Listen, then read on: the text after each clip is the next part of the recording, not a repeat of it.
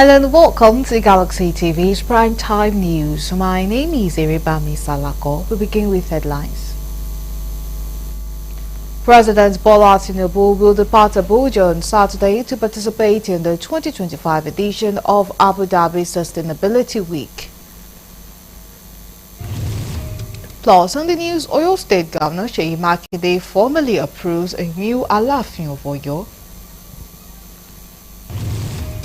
From the international scene, wildfire menace in Los Angeles kills at least 10 people and devoured nearly 10,000 structures, with 5 fire burnings into a third night. Details of these and more coming your way soon. To stay with us.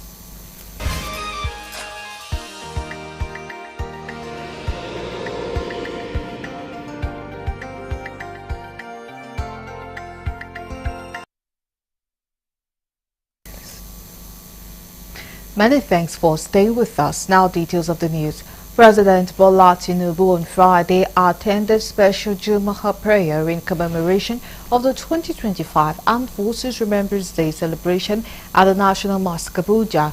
The president was accompanied by his Chief of Staff, Right Honorable Femi Gbajabiamila, and other government functionaries.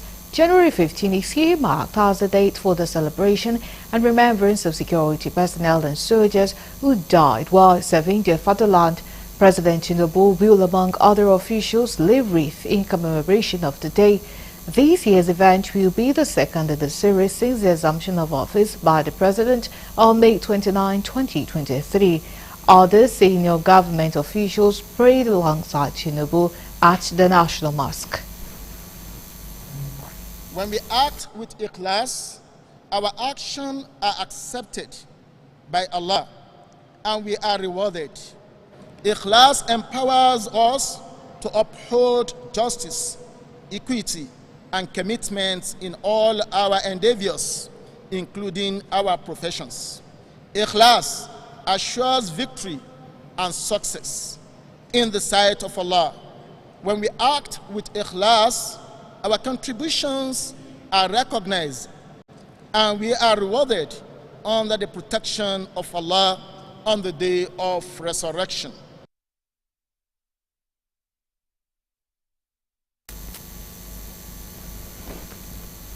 President Bola Tinubu will depart Abuja on Saturday, January 11, to participate in the 2025 edition of Abu Dhabi Sustainability Week ADSW 2025.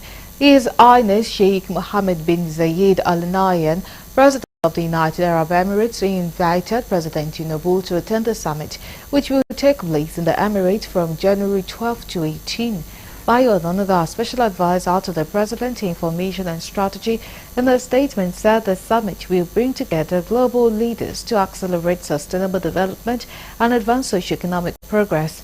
He said the event, the nexus of next, supercharging sustainable progress, will enable policymakers, businesses, and civil society leaders to explore pathways to fast-track the transformation to a sustainable economy and evolve a new era of prosperity for all. ADSW, a testament to the power of collaboration, has been held annually for over 15 years. It provides a global platform to foster multi-stakeholders cooperation in addressing global challenges and accelerating growth. According to him, it has birthed high-value agreements and strategic partnerships between governments, industry leaders, and clean energy pioneers worldwide, driving impactful alliances and advancing the sustainability agenda worldwide. At the event, President Tinubu will stress his administration's reform, including those related to energy sufficiency, transportation, public health, and economic development.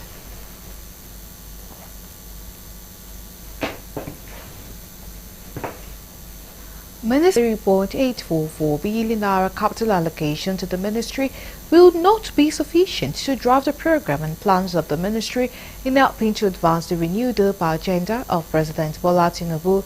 Dr. Oduwole stated that the amount is grossly inadequate to fund its capital projects and programs, while soliciting the support of the lawmakers for additional funding to enable the ministry to align its commendable projects with the objectives outlined in the National Development Plan and the Medium-Term Expenditure Framework. Correspondent Kalojo reports that the minister who spoke at the Joint Budget Defense of the Senate Committees on Industry, the Senate Committee on Trade and Investment, and the House of Representatives Committee on Commerce, Industry and Small and Medium Enterprises noted that the support will enhance the development. The ministry may not be able to achieve all the desired impact. The ministry's 2025 capital proposal stood at 3.8 billion. Which is inadequate to meet the scope of work required to deliver this impact to Nigerians across the nation. As a result, we would appreciate additional funding for our priority capital projects and programs to enable us to expedite some of our projects in line with the objectives clearly articulated in the National Development Plan and the Medium-Term Expenditure Framework as presented to the National Assembly by Mr. President. In view of cross-border banditry taking place in states sharing border with Niger and Republic of Chad, lawmakers lamented that it is better for the borders to be partially open and not technically closed. They urged the ministry to liaise with the presidency on the way out of the border closure. And technically closed. When our new government got there was a slight problem in Niger. The borders were closed. 7 states in the northern region were affected. Imagine the trade that would have gone. Still Works engineer David Umahi has directed a contractor ambulancing part of the East-West Road project to deploy more resources to hasten the pace of work of phase rescoping. The minister stated this while inspecting the progress of work on the project, just as a reminder the contractor that he has up to the end of April to complete a section of the carriageway, or the contract will be rescoped and rewarded. Engineer Mai, who began the inspection of the project, was also at the Enugu-Port Harcourt dual carriageway section 3, where he also applauded the contractor on the quality of work.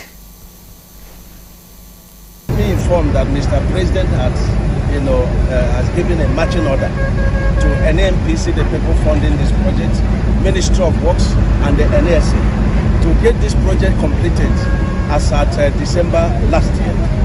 And so when we started talking, RCC came up with, they will complete the 2 carriageway by April. Today I'm hearing July. Even if we put July for the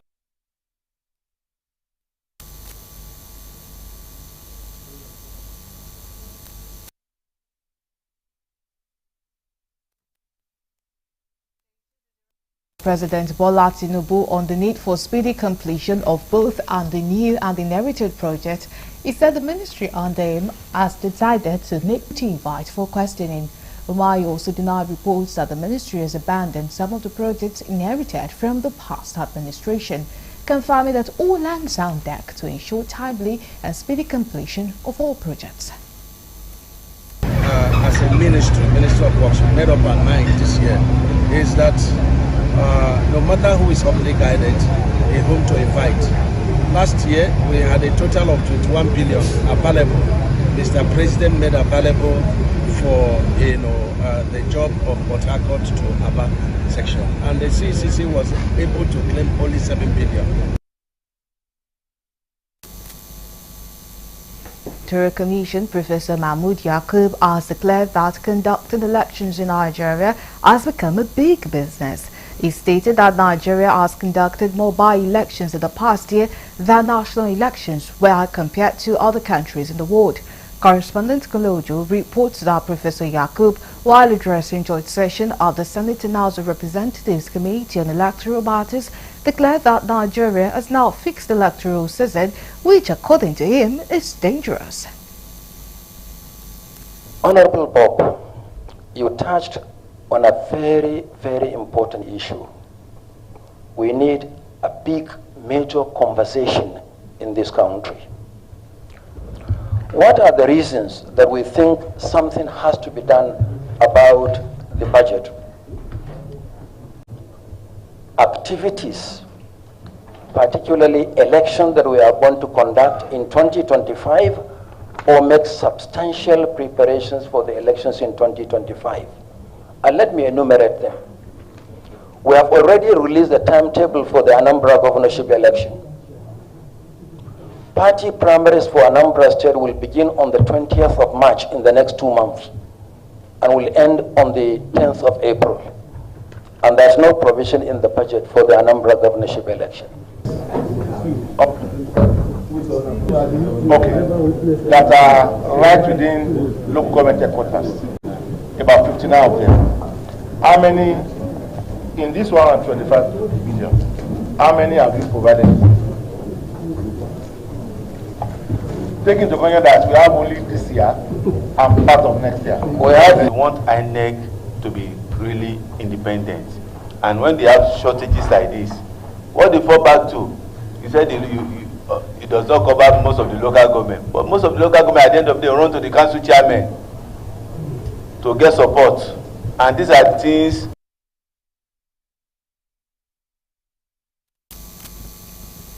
You're still on to the news in Galaxy TV. Coming up next.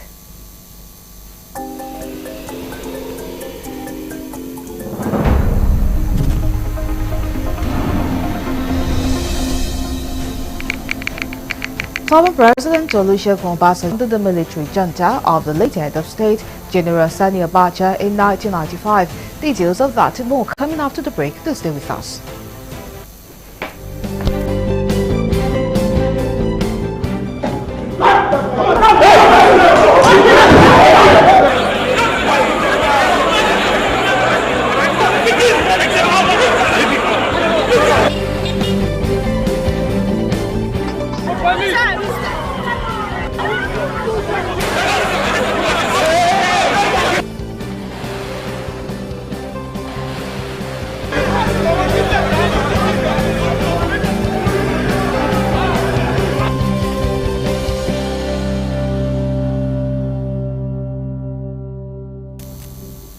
We are glad to have you back. Now, for more updates and latest news, please visit our website www.galaxytvonline.com.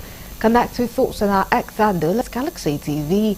Subscribe to our YouTube channel, youtube.com/Galaxy TV News. You can follow and interact with Thoughts on our Facebook page, facebook.com/Galaxy TV. Remember to follow and tag us on our Instagram page as Galaxy TV.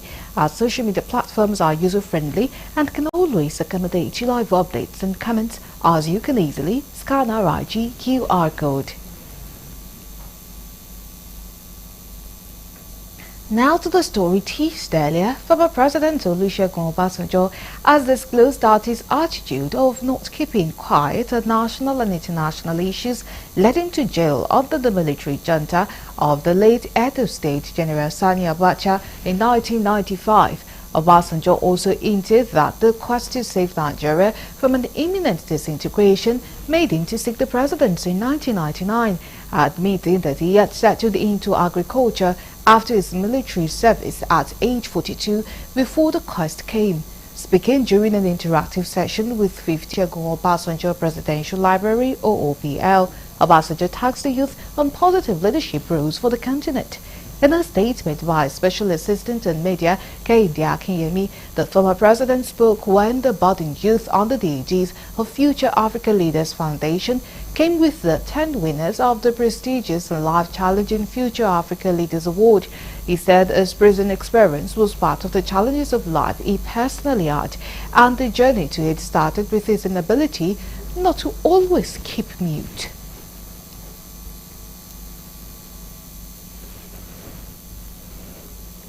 A new Alaafin of Oyo, as formally approved by the Governor Seyi Makinde, a statement signed by Commissioner for Information and Orientation after thorough consultations and definitions, has been recommended by the Oyomesi and approved by the Governor of Oyo State. According to the Commissioner, a statement to this effect has been issued by the Honorable Commissioner for Local Government and Chieftaincy Affairs, Honorable Ademola Ojo, who said that the announcement has put to rest all the social and legal bickerings that have ensued since the demise of His Imperial Majesty Oba Lamidi Olayiwola Adeyemi III on April 22, 2022. Honorable Ademola Ojo called on also residents of Oyo State to join the government in celebrating this momentous occasion and lending support to the new Alafin of Oyo. The commissioner praised that his reign will bring peace, prosperity and unity to the historic Oyo kingdom. Prince Abimbola Akim Owade hails from the royal Owade Agunloye family of Oyo, one of the surviving children of Parazaki Biyosi Owade.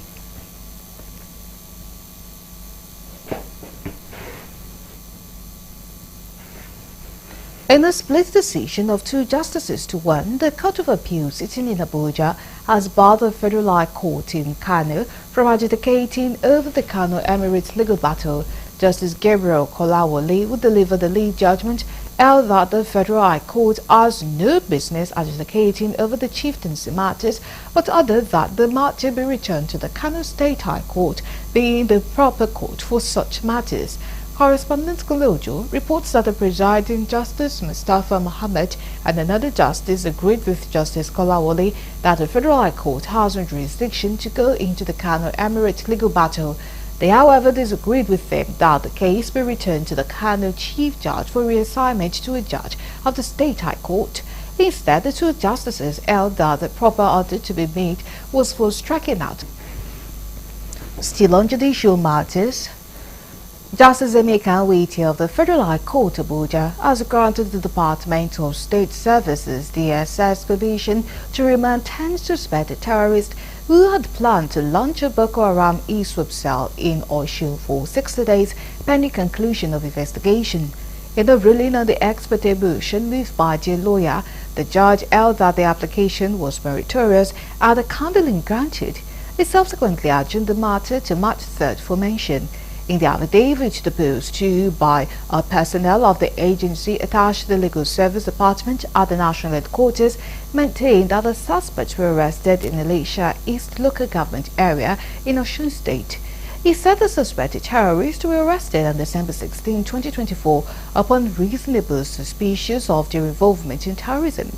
DSS said preliminary investigations revealed that the respondents were members of Boko Haram e-swap terrorist group and were arrested while undergoing training on how to manufacture and detonate improvised explosive devices (IEDs). The agency alleged that the suspects were members of the late Abubakar Shekau terrorist group who escaped from Sambisa Forest to Osun State due to a series of onslaughts being carried out by the Nigerian army against them. In a related development, Justice Owiti equally granted an order enabling the DSS to detain Ayomide Akintode and Nuruddin Adesina for a period of 60 days pending the conclusion of investigation. The judge made the order after Y.I. Umar, who also appeared for DSS, moved the motion ex parte. The matter was subsequently adjourned until March 3rd for mention.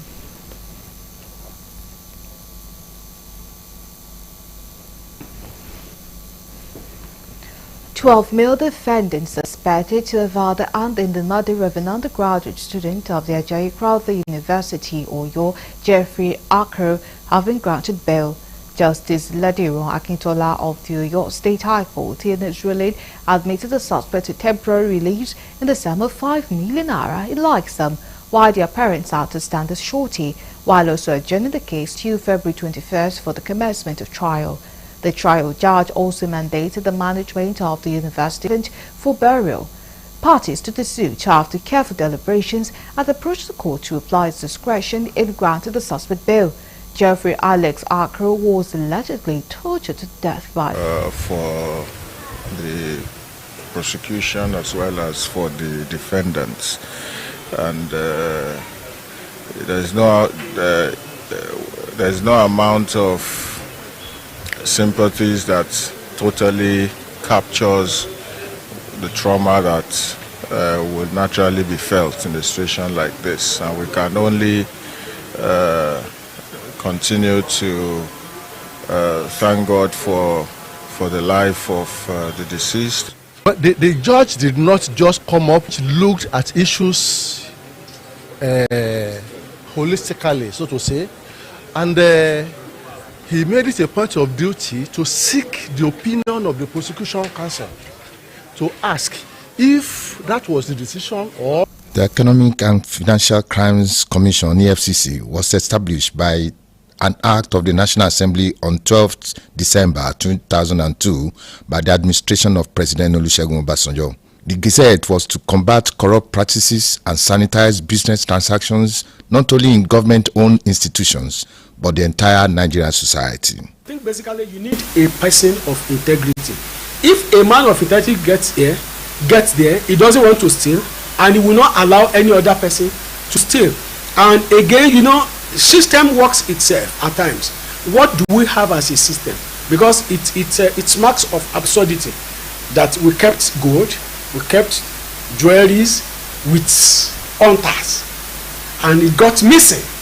If Nigeria want to get it right, as what's happening in other countries where, yes, the issue of corruption is concerned, how they go about fighting corruption, if we can use that fight, the government's not supposed to interfere in anything corruption, because if government it's not an interesting thing at all that those that are saddled with fighting against corruption are now being probed for corrupt practices to the extent that some were sacked and many suspended. The Code of Conduct Tribunal, corruption in Nigeria. All of these bodies, especially EFCC, ICPC, they appear to have tried so much, but with little or nothing to show for all their efforts. And we will continue to labor under this kind of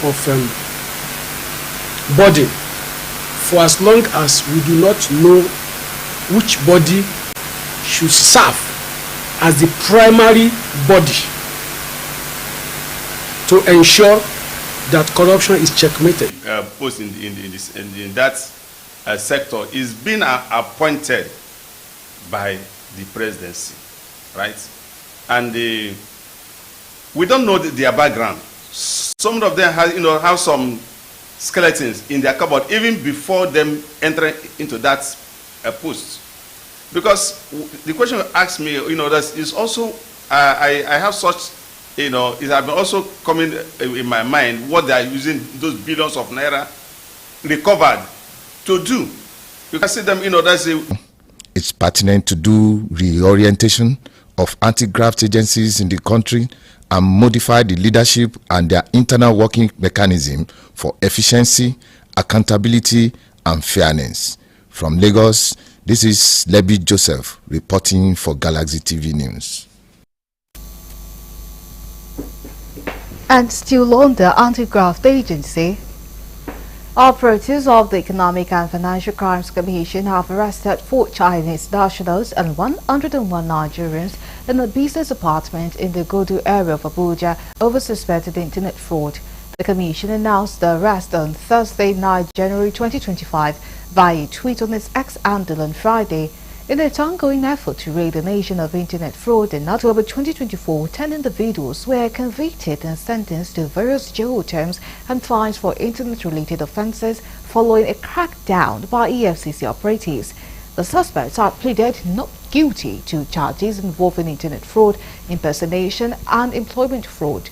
In December 2024, the EFCC executed its largest single-day crackdown on cryptocurrency and romance scam syndicates, apprehending 792 suspects in Lagos State. According to a report by Newsman, the operation resulted in the arrest of 158 foreigners and 634 others in a single raid on the Lagos property.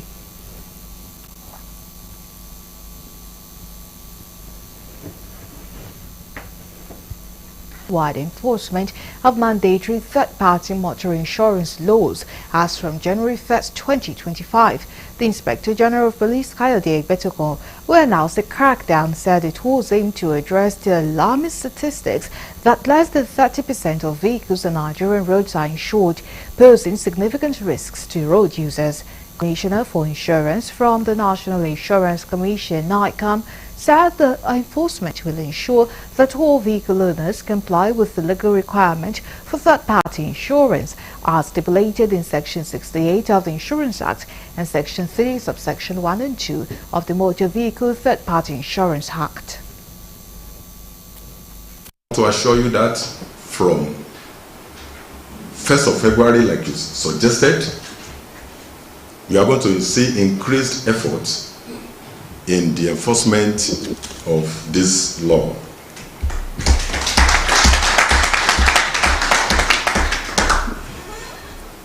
The enforcement of this law has numerous benefits to the citizens. Number one, it ensures that victims of road accidents get the necessary compensation they deserve.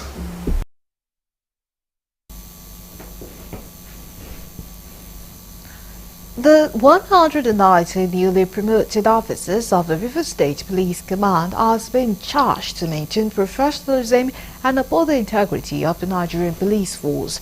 Rivers State Commissioner of Police CP Olugbenga Adepoju gave the charge while decorating the newly promoted officers at the Police Officers' Mess in Port Harcourt. CP Adepoju, while emphasizing the responsibilities that come with joining police force.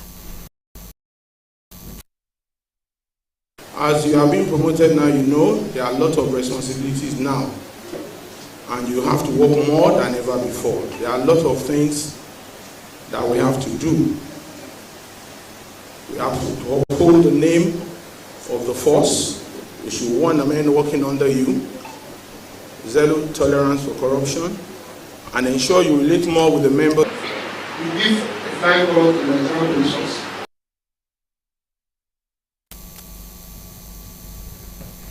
And still in Rivers State, the State House of Assembly has vetoed Governor Siminalayi Fubara's assent to pass 3 bills it initiated into law.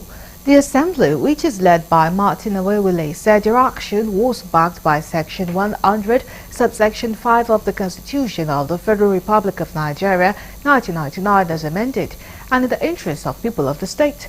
The 3 bills are the Rivers State Education, Return of Schools Amendment Bill, the Rivers State Electricity Market Bill, and the Rivers State Commission of Inquiry Bill 2024. The Assembly said the bills were transmitted to the Governor over a month ago. Where the Governor withholds assets and the bill is again passed by the House of Assembly by 2/3 majority, the bill shall become law and the assent of the Governor shall not be required anymore. Mr. Speaker, is the ground law of the Constitution of the Federal Republic of Awewile further described Governor Fubara as one who sees himself as above the Constitution of the Federal Republic of Nigeria, the judiciary, and other extant laws of the state. The governor sees himself as one who is bigger than the 1999 Constitution, as amended. The governor feels he's bigger than the House of Assembly and will not take into cognizance provisions of the Constitution and the law. But members of the 10th Assembly, I want to commend you for standing firm, for standing true to our Constitution, to our laws bestowed on all of us. You're still on to the news on Galaxy TV. Let's go on a break. When we come back, the news continues. Just stay with us.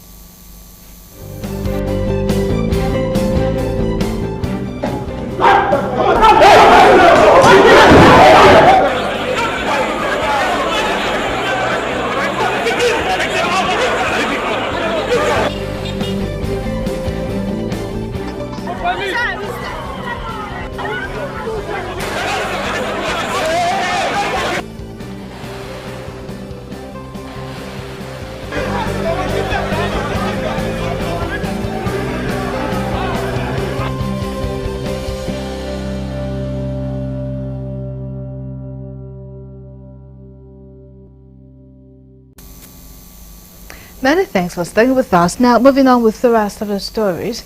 The International Organization for Migration, IOM, has restated its commitment in collaboration with other development partners to strengthen the support system of internally displaced persons to lead a normal and healthy life, while Foster Regional Director Paola Pace, who led other European partners, stated this after assessment of the IDP camp and its water projects constructed in 2024 at Otese in Guma local government area, aimed at providing clean water to the people of concerns and the neighborhood.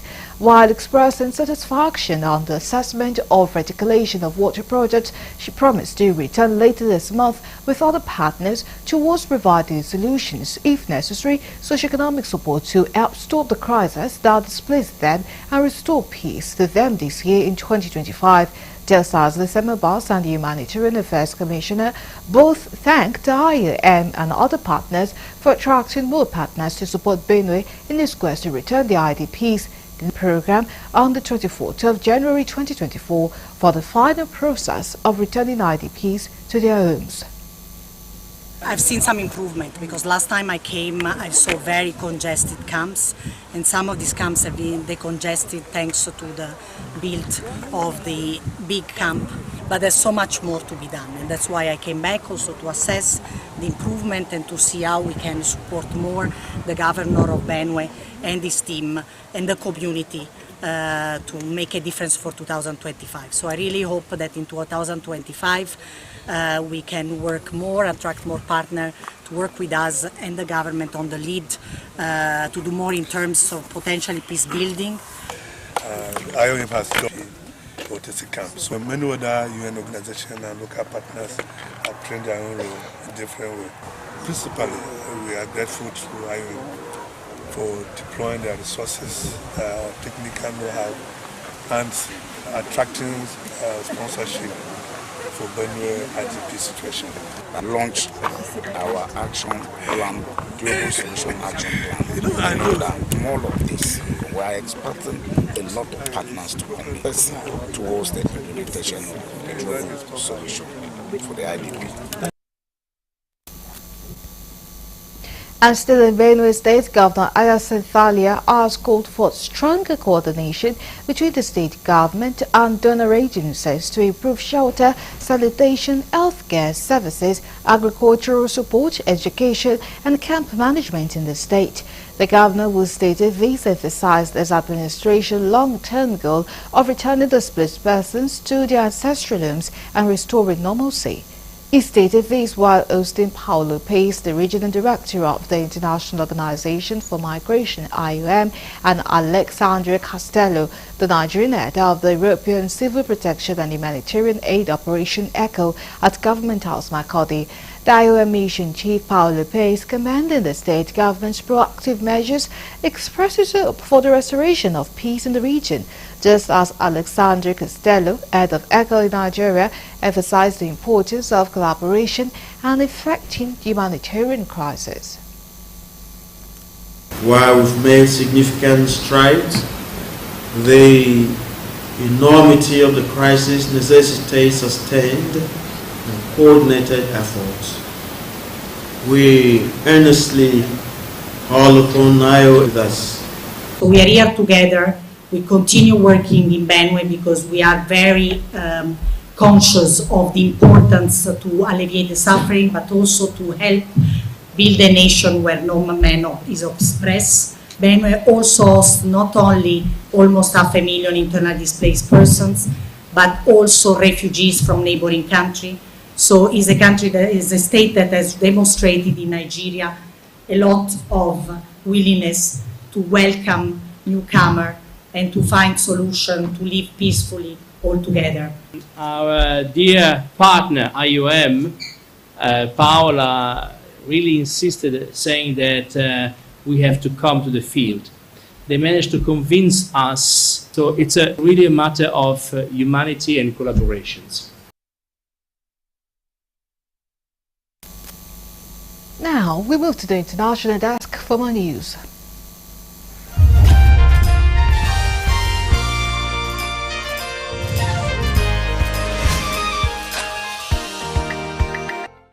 Hello and welcome to Foreign News. Wildfires menacing Los Angeles have killed at least 10 people and devoured nearly 10,000 structures, with 5 fires burning into a third night on January 9 as dry desert winds fanning the flames again gathered strength. The Palisades fire between Santa Monica and Malibu on the city's western flank and the Eaton fire in the east near Pasadena already rank as the most destructive in Los Angeles history, consuming more than 13,760 and turning entire households to ash. The death toll from the blazes rose to 10. Los Angeles County's medical examiner said in an update late on January 9, without providing told an earlier press conference he expected the number to grow. Private forecaster estimated the damage and economic loss at $135 billion to $150 billion, portending an arduous recovery and soaring homeowner insurance cost. Southern California Edison said on January 9 that it had received notices from insurance companies to preserve evidence related to the Eaton fire, but said no fire agencies have pointed to the utilities' connection to the fire. United States President-elect Donald Trump has said a meeting is being set up between him and Russian President Vladimir Putin, but the Republican offered no timeline for talks between the two leaders. Kremlin spokesman Dmitry Peskov said early on Thursday that Putin would welcome Trump's desire for contact, but so far there have been no formal request. It would be more appropriate to wait for Trump to take office first, Peskov said. The U.S. President-elect made the statement about meeting Putin just a week and a half before taking office, following promises during his campaign to bring peace to Ukraine at war for nearly 3 years following Russia's full-scale invasion in February 2022. Trump has never made any concrete proposal for a ceasefire or peace deal, but he has floated proposals to end the war with his advisors, which includes ceding large parts of Ukraine to Russia for the foreseeable future. Ukrainian President Volodymyr Zelensky has said Trump could be decisive in the outcome of the 34-month-old war with Russia and help stop Putin. In an interview with newsmen released on November 9, Zelensky said the hot phase of the war could end if NATO offered security guarantees for the part of Ukraine currently under Kyiv's control. Zelensky added that the return of land occupied by Russia at the moment could be diplomatically negotiated later. The U.S. House of Representatives voted on Thursday to sanction the International Criminal Court in protest at its arrest warrant for Israeli Prime Minister Benjamin Netanyahu and his former defense minister over Israel's campaign in Gaza. The vote was 243 to 140 in favor of the Illegitimate Court Counteraction Act, which would sanction any foreigner who investigates, arrests, detains or prosecutes U.S. citizens or those of an allied country, including Israel, who are not members of the country. 45 Democrats joined 198 Republicans in backing the bill. No Republican voted against it. For the latest update on the Israel-Palestinian conflict, visit our dedicated page. America is passing this law because a kangaroo court is seeking to arrest the Prime Minister of our great ally, Israel. Representative Brian Mast, Republican chairman of the House Foreign Affairs Committee, said in House speech before the vote. The House vote, one of the first since the new Congress was seated last week, underscored strong support among President-elect Donald Trump's fellow Republicans for Israel's government now that they control both chambers in Congress. The ICC did not immediately respond to a request for comment. Trump's first administration imposed sanctions on the ICC in 2020 in response to investigations into war crimes in Afghanistan, including allegations of torture by U.S. citizens. Those sanctions were lifted by President Joe Biden's administration, though Secretary of State Antony Blinken said in May last year that it was willing to work with Congress to potentially impose new sanctions on the ICC over the prosecutor's request for arrest warrant for Israeli leaders. Still on foreign news, the security chief of impeached South Korean President Yoon Suk-yeol on the investigation for blocking his arrest resigned on January 10 and said any further effort to detain the former leader must avoid bloodshed.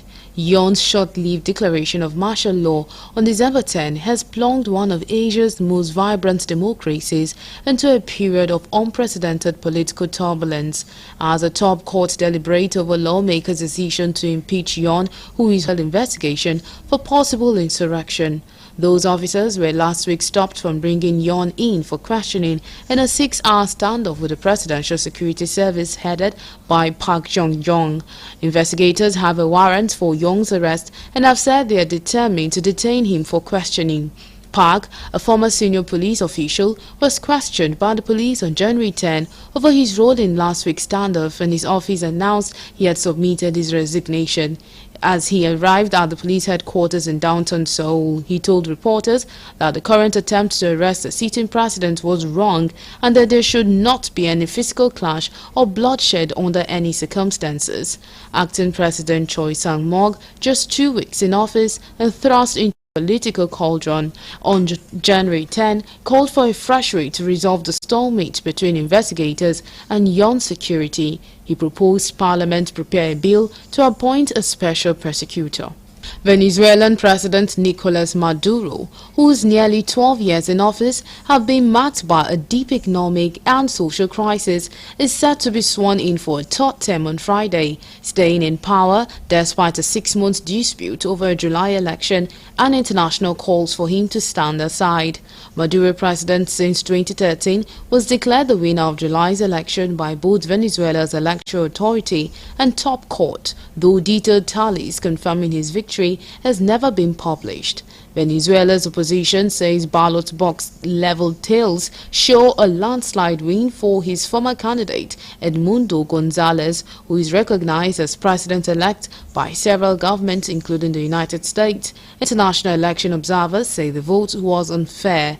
The months since the election have seen Gonzalez's flight to Spain in September, his ally Maria Corina Machado going into hiding in Venezuela, and the detentions of high-profile opposition figures and protesters. Gonzalez, who has been on a whistle-stop tour of the Americas this week, has said he will return to Venezuela to take up the mantle of president, but has given no details.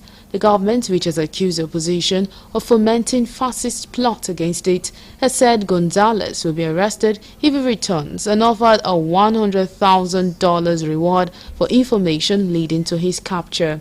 Venezuela's government has closed its borders and airspace to Colombia for a period of 72 hours, starting at 5 local time, the foreign ministry in Bogota said in a statement, adding that the border in the Colombian side would remain open.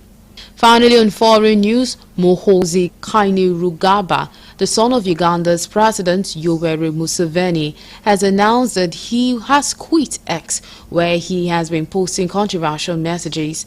The 50-year articles reigniting debate about his ambitions to succeed his father, who has been in power since 1986.